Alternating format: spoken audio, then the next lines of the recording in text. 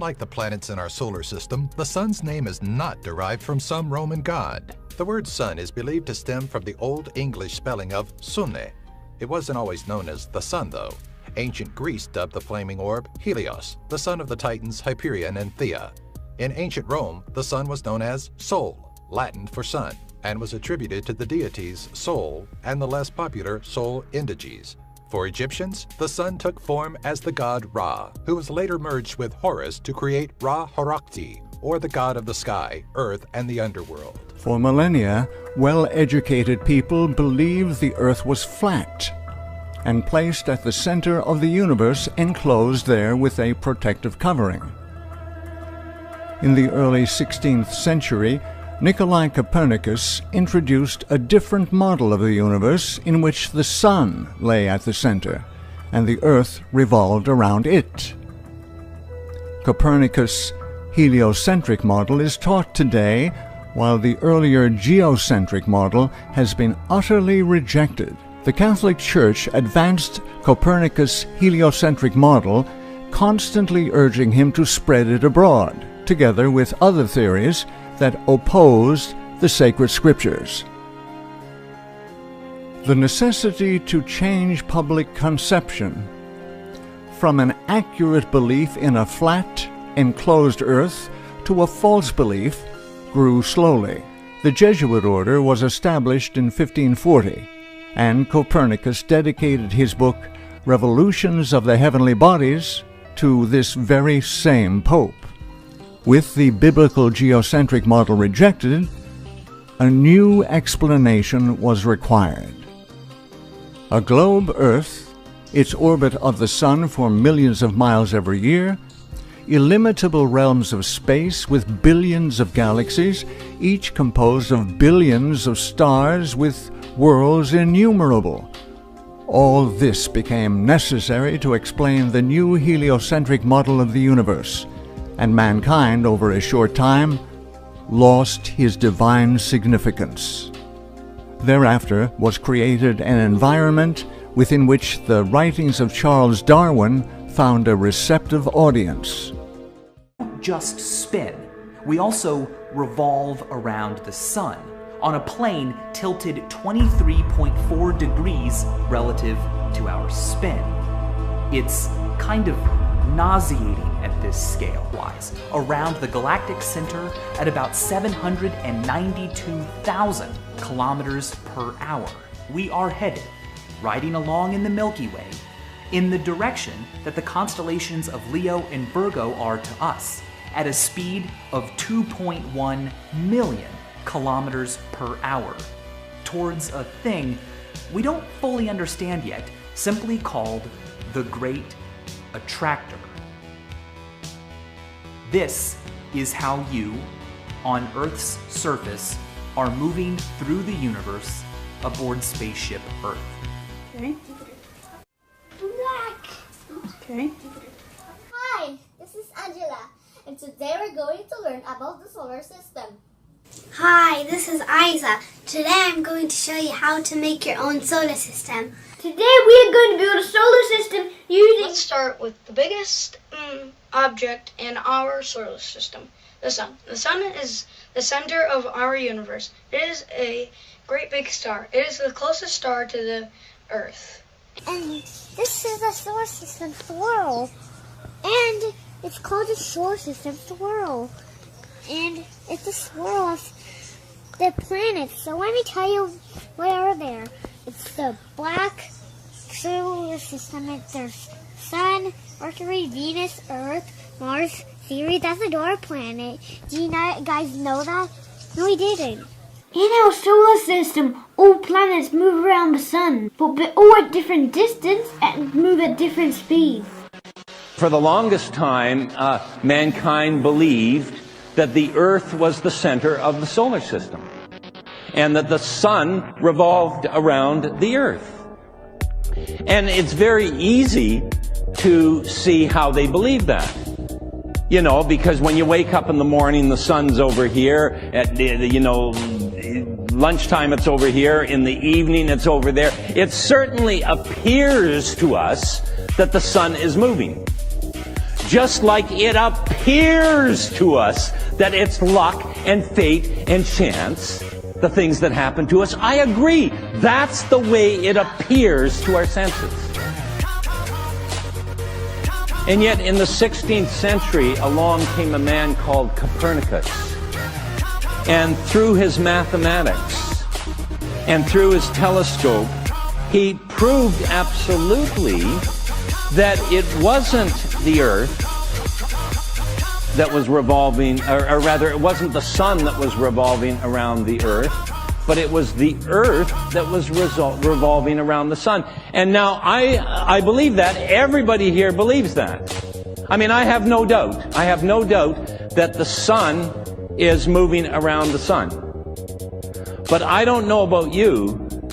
I have never once seen this planet move. I haven't.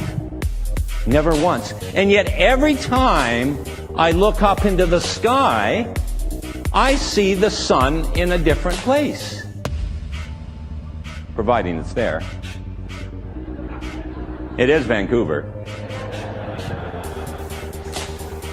You know, so what happens is that what I believe that the Earth is revolving around the sun, even though it defies my senses. I believe something that defies my senses. And yet I believe it. I really do believe it's the Earth going around the sun. Makes no sense, but I believe it.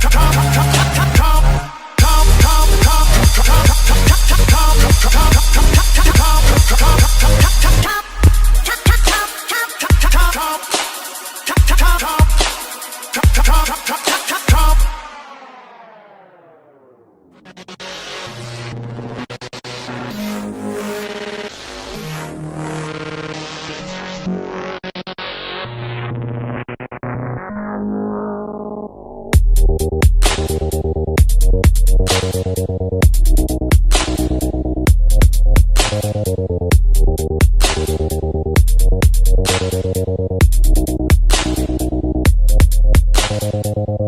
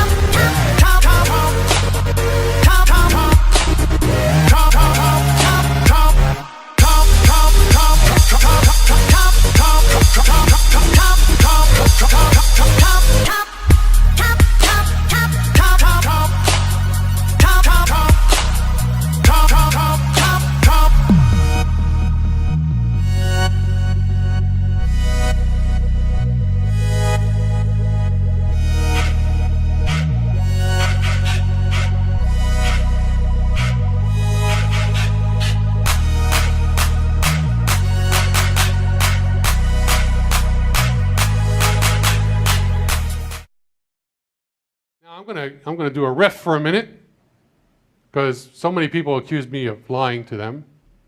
They tell me I'm using false colors. Okay, I'm not. Okay, the colors that you see on any image from the Solar Dynamics Observatory, they're not false colors, they're just lies. Okay, in general, you can't see the light that we're trying to show you. If you want, we can show you, we have 36 million images from our spacecraft right now. I can show them all to you in black and white. Would you like that? Or would you rather see that cool orange that I showed you before? Okay, here's the sun today. I made these this morning. I downloaded several hundred images from SDO. I put them into some software and I made myself a movie. You can do that too. I didn't get any special data. This is data available at our website. And you got to do some programming. You have to get some work into it. But I would like you to just look at compare the right and the left. And you can see one of the things that we spend a lot of time doing is seeing what's on one side that's not on the other. Because on the one side, it's 50,000 Kelvin, and on the other side, it's about 1,000,000 Kelvin.